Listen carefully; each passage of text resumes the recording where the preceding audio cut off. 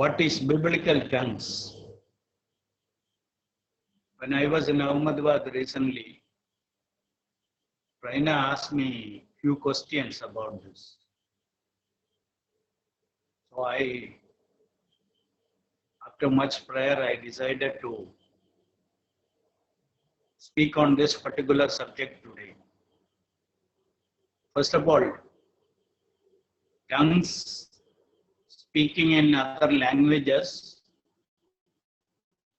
is one of the gifts God has given to the church. There are some 90 gifts mentioned in the Bible, spiritual gifts. And in Romans and 1 Corinthians, the church is compared to human body. One body with many parts, many members. Every member is contributing to the betterment of the body. The same way, every member in the church is given a particular gift at the time of salvation. This is not something we ask and receive. The gift something God gives without asking. Then I know that there suddenly a question will arise from 1 Corinthians chapter 12. Let us see that question, then we will proceed. Chapter 12, verse 31, we read like this: but earnestly desire the best gifts. Earnestly desire the best gifts. This is an advice given to the church, not to individual believers. In the church, we should desire best gifts. What are the best gifts? Which are related to the ministry of God's word. So, believers should give more importance to the word of God. It is not saying, I don't like the gift which God has given to me. I am not satisfied with that. So I can ask for better gifts. No, there is nothing like that. At the time of our salvation, God has given an individual believer a particular gift, or more than a gift, more than one gift. And that gift, he has to use it for the betterment of the church.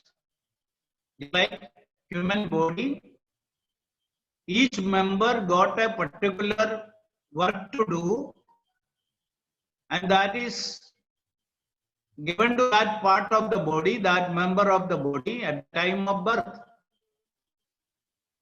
And it cannot be changed. The same way, every believer is given a particular gift. Slowly that believer will come to know what is his gift. So here, first of all, we will read a few verses from 1 Corinthians 12 to know what are the spiritual gifts. Chapter 12, verse 4 onwards. There are diversities of gifts, but the same Spirit. There are differences of ministries, but the same Lord. And there are diversities of activities, but it is the same God who works all in all. Verse 10, very important. But the manifestation of the Spirit is given to each one for the profit of all.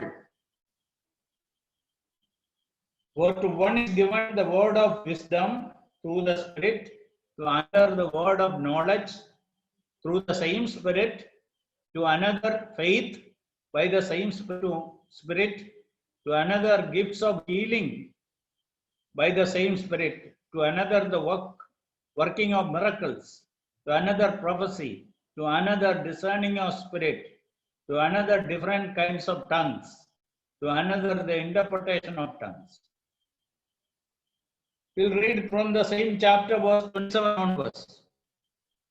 Now you are the body of Christ and members individually.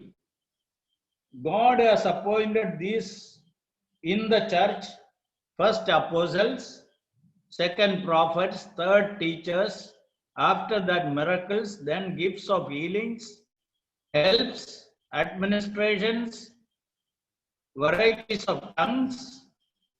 Are all apostles? Are all prophets? Are all teachers? Are all workers of miracles? Do all have gifts of healings? Do all speak with tongues? Do all interpret? But earnestly desire the best gifts. So 28, 29 and 30, all these questions will have a no answer. Are all apostles? No. Are all prophets? No. Are all teachers? No. Are all workers of miracles? No.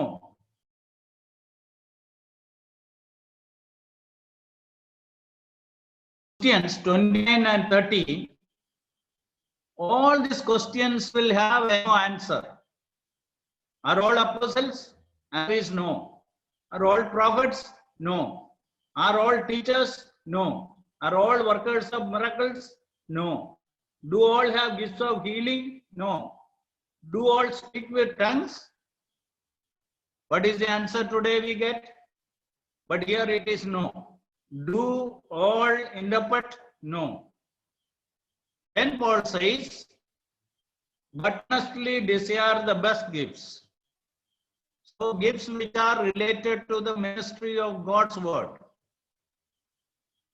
Such gifts should be desired. Those gifts may be exercised in the assembly more. That is what the apostle is saying here.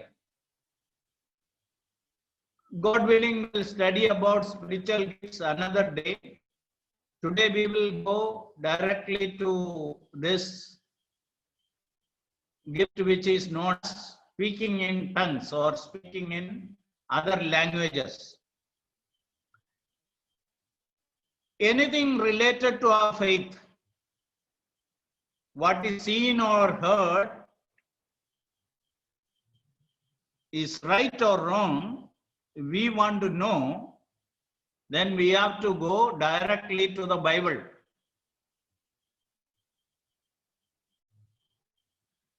Not only about tongues, about our salvation, about our baptism, about preaching the gospel, about separation, about holiness, about worship, about church, about our faith, about our hope.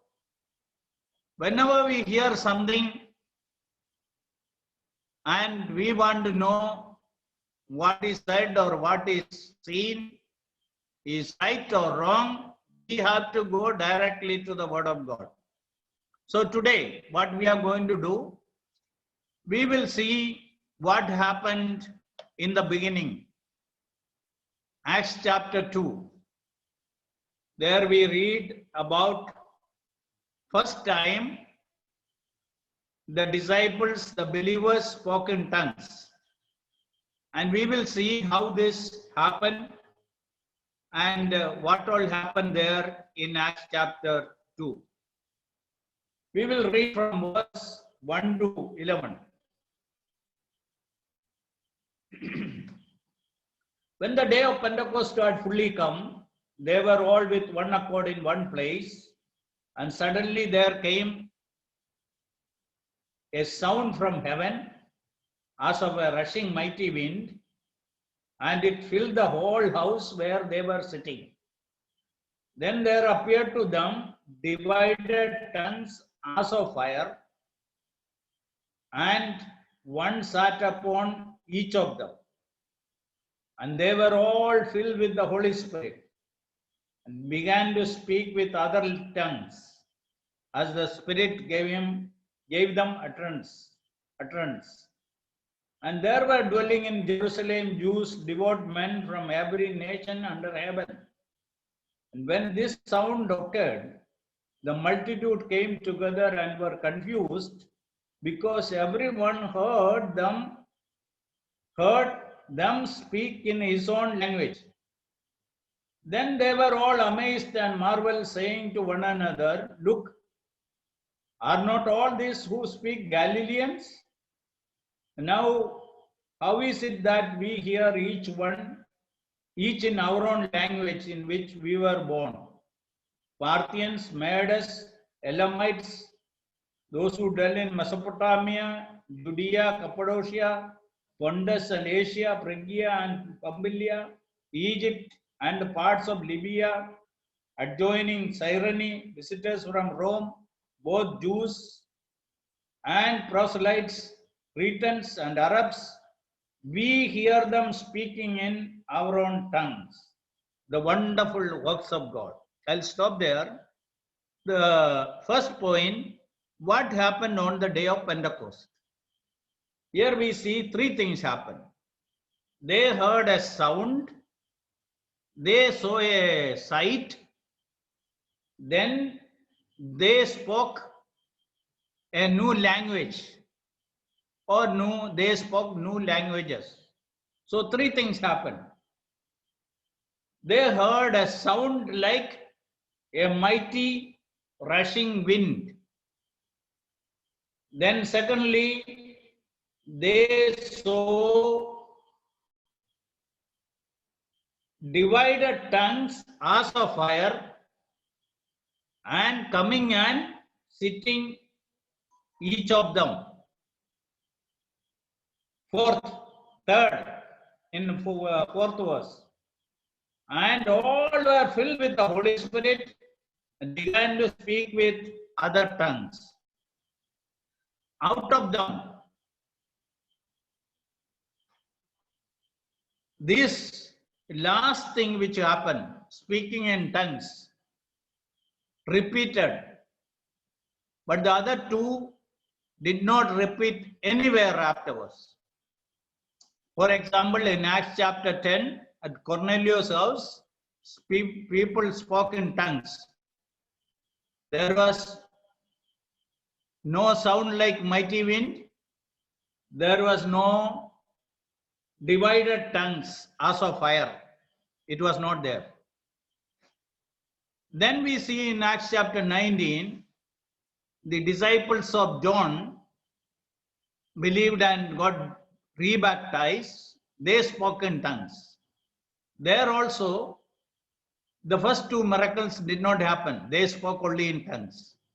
So what I want to say, some people insist everything should continue as it was in the day of Pentecost. And they will say like this, our God is an unchangeable God. So everything should continue as it was in the first century. And let me say on this context, the first century Christians and Christians of all other centuries have one major difference. What is that? The first century Christians didn't have the New Testament in written form as we have the New Testament today. And it got completed, the written revelation of God, the New Testament, got completed by the end of the first century. So the second century onwards, until today, unlike the first century Christians, we have the word of God with us. The Bible is with us. So today nobody can say that, even today also we have revelations as it was in the first century for writing the word of God. No, it is not there. Otherwise, people kept on writing. There would have been many volumes for the Bible. Praise God. What all the church needs to know, what all God wanted is people to know what all God wanted the world to know, it is written and completed when the New Testament got completed. That happened in the first century. At least people, those who say that everything should continue as it was in the first century, at least the revelation of the Word of God, the New Testament, writing of the New Testament, which was limited to that first century. And afterwards, no man is allowed to add a single word to the New Testament, because it is a complete revelation of the Word of God. All these centuries, the church lived on the basis of the New Testament, the Word of God. So things are not continuing as it was in the first century. It is not necessary. As far as our faith is concerned, salvation is concerned, baptism is concerned, separation is concerned, holiness is concerned, it is the same. But when it came to the revelation, and also especially 3 miracles happened on the day of Pentecost, 2 never got repeated. And the first and the last time it happened here, it did not continue, but speaking in tongues continued. So that is very important thing to notice. Secondly, biblical tongues. Here, people spoke in other languages, other tongues. Let me just say, it was languages. It was grammar. It had sentences. It had a proper communication. The hearers understood clearly. That is a language. So they spoke in other languages. So we read here 3 verses. Biblical tongues. What is biblical tongues? To the speaker, it was a foreign language. Without studying, suddenly, without making any effort from his side, the disciples started speaking a new language. Just like their mother tongue, it was a new language. They didn't understand what they were speaking, but the hearers understood. It was their mother tongue, at least to some people. One language was one particular group's mother tongue, and another person spoke. It was another group's people group, language groups, mother tongue. So they heard in their mother tongue. So biblical tongues, what it is? It is, to the speaker, it was a foreign language, enabled to speak without making any effort from his side, without studying that language. But to the hearer, it was the mother tongue. So that is the miracle which happened on the day of Pentecost. So that is the true biblical tongues God has given to His church. Okay, now we go to the third point. We read about the hearers. What do we read here?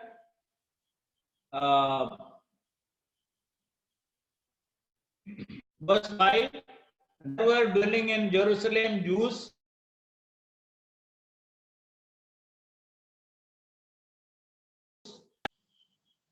nine onwards. From which country they came from? It is some 15 countries. There were at least 15 language speaking people. So what happened here? We will read verse 6. When this sound occurred, the multitude came together and were confused because everyone heard them speak in his own language.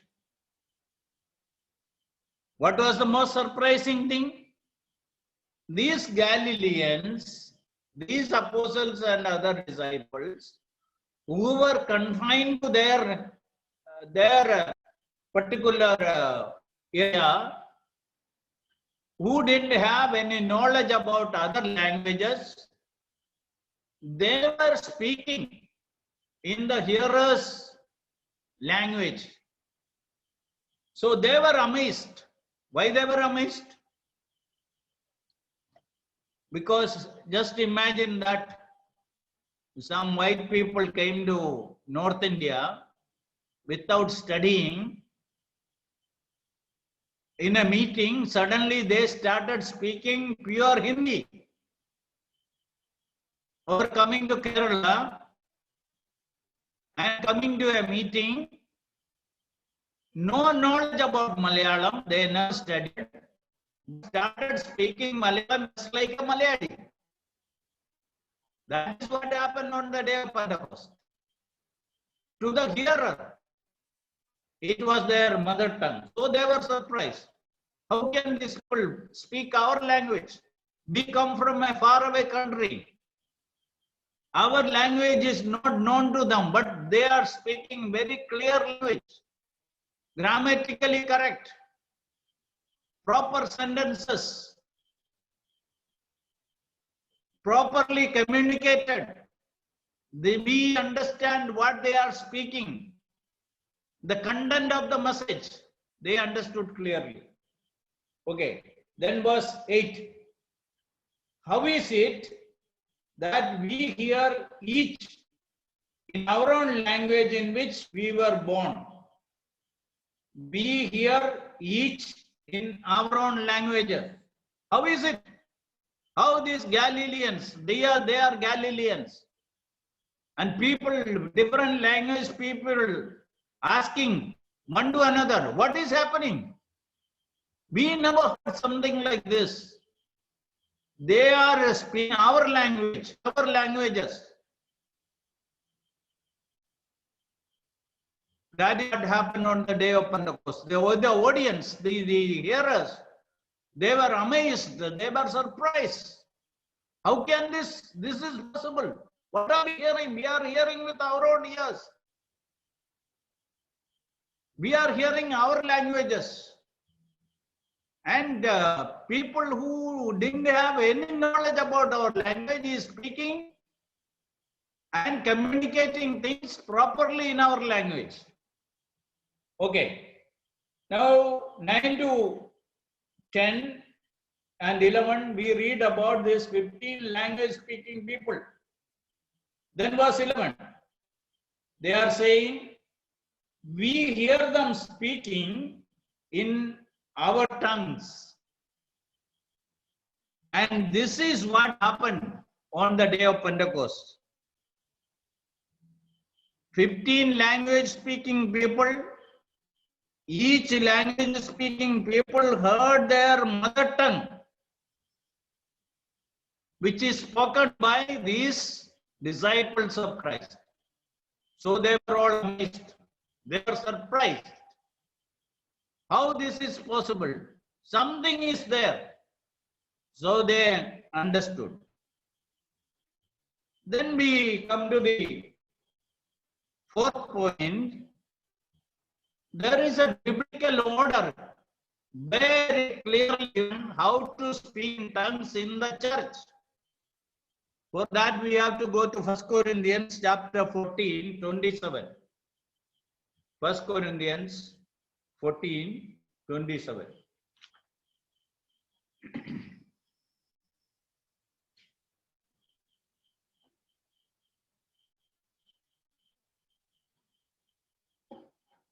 If anyone speaks in a tongue, let there be 2 or at the most 3. I'll read it again. If anyone speaks in a tongue, let there be 2 or at the most 3. Each in turn, and let one interpret. If there is no interpreter, let him keep silent in the church. Let him speak to himself and to God. Very clear order is given. What is the order? Maximum 3 people can speak in tongues in a gathering. Maximum 3. Then, secondly, each in turn. That means one after another. After one first person finishes, second person can speak. So it should be one after another. Third, let there be an interpreter. As I said in the beginning, through the hearers, the speaker came to know exactly what the gift language God has given to him. When the hearer said, "This is my mother tongue, you are speaking my mother tongue."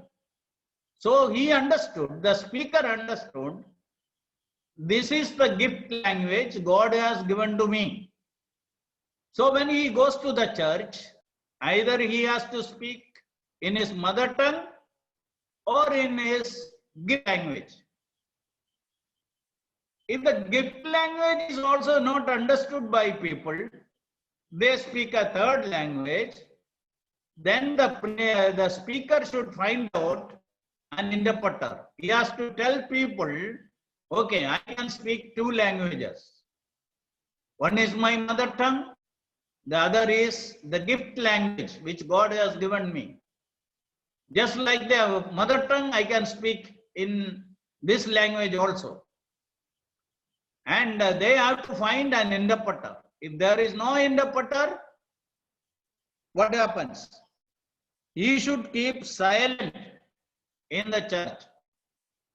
And he can speak silently to God. The voice should not come. He can speak silently from his heart to God. Then see verse 19. This is again very important. Yet in the church, I would rather speak 5 words with my understanding, time each other also, than 10,000 words in a tongue. See the ratio here? 5 is to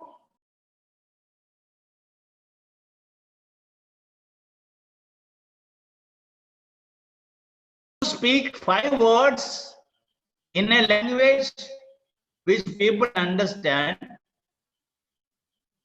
which is your own mother tongue, instead of speaking in a language 10,000 words which are not understood by the hearers.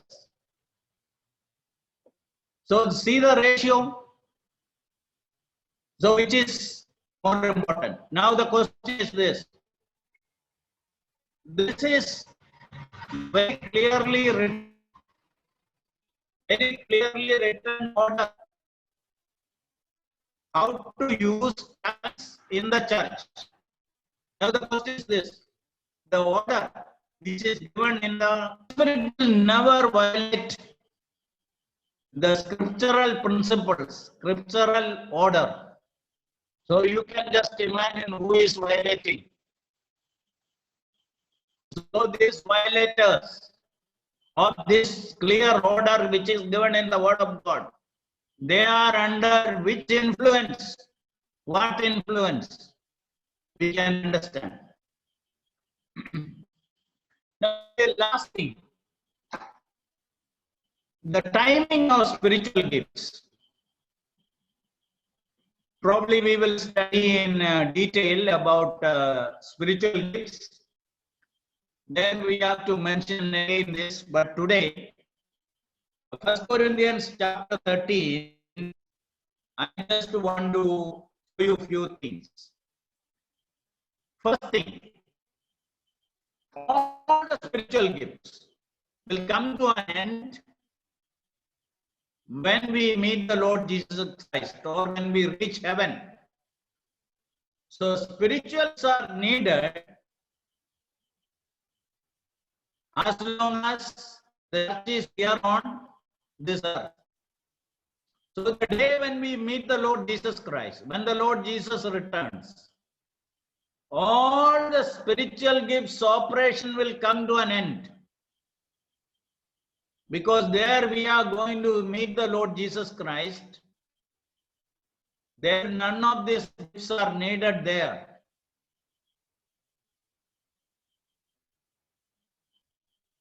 You have to bear this in mind very clearly to understand what I am going to say next.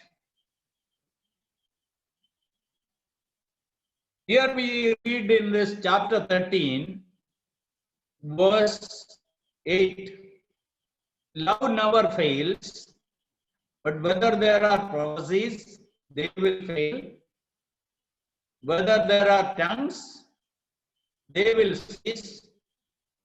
Whether there is knowledge, it will vanish away.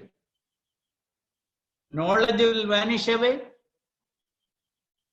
and knowledge is increasing in the world. But this is not speaking about the ordinary knowledge which we have in the world. This is speaking about the knowledge God has given specially to write the New Testament. That knowledge is not there. Because 1 Peter chapter 4, we read like this. Paul says, 2 Peter chapter 3. I'll just read to you that verse.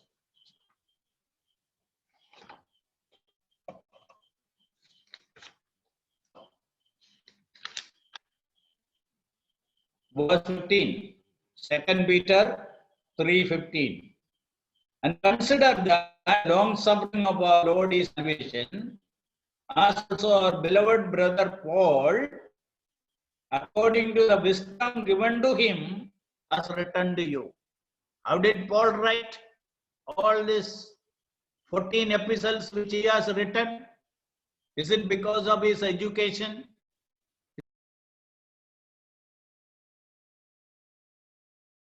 Wisdom came to an end when the Bible got completed and the New Testament got completed. This wisdom or this knowledge came to an end. In the absence of New Testament, God has given new knowledge according to the situations and need to minister to God's people. Knowledge is not there today. Today we get enlightenment on the word of God. When we read and meditate, we get enlightenment on the word of God. And we don't get a new revelation. We don't get any new knowledge. And nobody has wisdom to write anything what is equal to the Testament writing. That's not there. Okay. So three things will come to an end. When? Verse 10.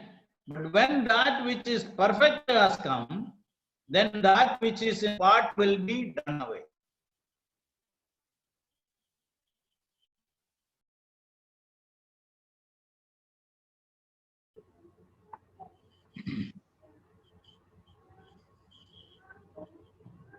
Here, all the spiritual gifts, 9 of them which are mentioned, will come to an end when we meet the Lord Jesus Christ, when Jesus returns. So these three gifts, very specially mentioned, with some completion, with some perfection, these three gifts will come to an end. But see verse 13. another three things. Now abide faith, hope, and love.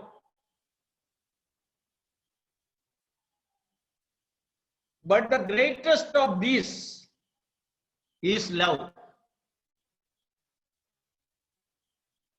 Now abides after the completion of something, let us say, but the greatest of this love. Why the love is the greatest of these three? Love will last the longest. Even after reaching heaven, out of these three, love will continue. But how long we need faith and hope? Until we meet the Lord Jesus Christ. So now,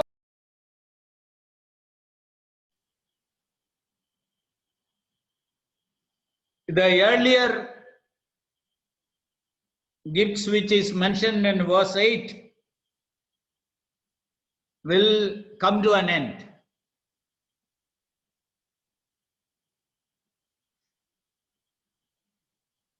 So, during this 20 centuries, only one thing is completed. It is the completion of the Word of God. When we study about Israel, 40 years they ate manna. Not only ate manna, they drank from the rock. They had a pillar of cloud and a pillar of fire. And when they entered into promised land, what happened? Manna got stopped. No more the supply of manna. Because it was a temporary arrangement while they were in the desert, wilderness. The same way, when the New Testament got completed, until then, the gifts which were given there, God in His wisdom understood these gifts are not needed anymore. So God withdrew those gifts. So what is happening today in the name of speaking in tongues? The question is this: is there tongue speaking today? Yes. Is it biblical? Is it scriptural? No. Because scriptural tongue speaking is a language which people understood. People could hear in their mother tongue. When a person spoke a language which the hearers did not understand, God has arranged someone who can interpret that language. None of these things are happening today. So what I said is this: is there tongues today? Yes. Is it biblical, scriptural? The answer is no. So as manna got stopped, it was a 40 years arrangement. God stopped certain gifts which God didn't want to continue throughout this church history. As I said, in the first day, the day of Pentecost, out of these three miracles, two got stopped then and there. It never got repeated. And if we study the whole Bible, we understand major miracles, wide-scale miracles happened only 3 times. The time of Moses and Aaron, that is Exodus, while they were in Egypt and while they left Egypt, during their wilderness journey, miracles happened. Large scale miracles happened. Then we see during the time of Elijah and Elisha, large scale miracles happened. Then when we come to the New Testament, during the time of the Lord Jesus and his apostles, large scale miracles happen. Does miracle happen today? Yes, it happens today. What I said is large scale miracles are not happening today. But definitely, God's children can experience miracles in their life. And they don't have to go to any miracle workers. And they can pray and experience the miracles of God in their life. And we all can understand God did many miracles for us. It can be admission, it can be the exam result, it can be a job, it can be a marriage, it can be providing you a proper accommodation, house, and miraculously meeting your needs. God is continuing miracles in the life of his children. So God is able to do miracles today also. So we are not saying that our God is not a miracle working God. God stopped doing miracles. God is continuing. But what I said is large scale miracles, as it happened in the days of Moses and Aaron, as in the days of Elijah and Elisha, as it happened in the days of Jesus' earthly ministry and the apostles.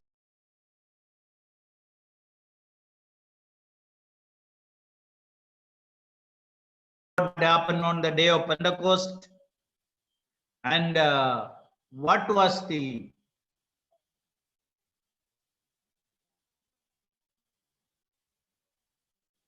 language they spoke,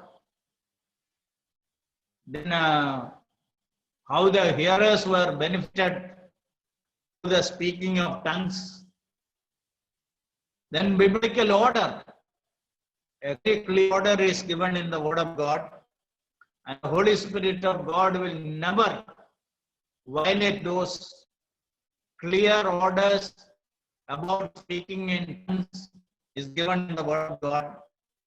Then we have seen the timing of this particular biblical tongues. It is not God, it was not God's plan. This miracle should continue all through. I will finally say there is a book written by one pastor in Kerala that is entitled, what he says in that book, that early rains and latter rains during this, cultivation time, monsoon time, there is early rain and there is latter rain. And those who depend on rain for agriculture,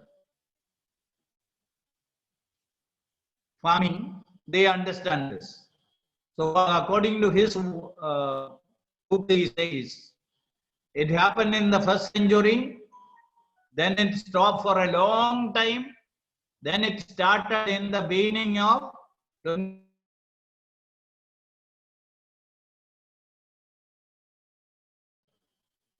that it was there in the first century, then it stopped, and 18 centuries the church continued without tongues. Why can't it continue for one more century or more time? So what is happening today in the world is not according to the word of God. It is not a proper language. People just say that one or two words, and they will say that, oh yes, I